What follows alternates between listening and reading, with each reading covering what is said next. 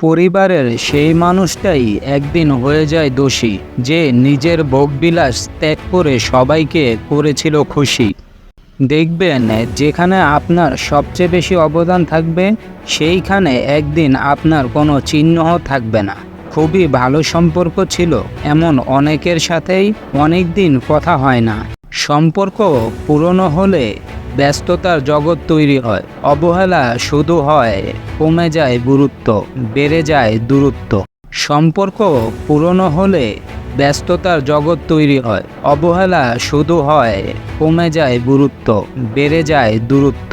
মানুষ আগে ইমোশনাল ছিল, শুধু সম্পর্কটাই বুঝতো। তারপর প্র্যাকটিক্যাল হলো, সম্পর্কের মধ্যে সুবিধা খুঁজলো। আর এখন মানুষ প্রফেশনাল হয়েছে, সুবিধা দেখেই সম্পর্ক তৈরি করে। জীবনে এমন বন্ধু বানাও যেন আয়না আর ছায়ার মতো হয়, কারণ আয়না কখনো মিথ্যা বলে না আর ছায়া কখনো ছেড়ে যায় না।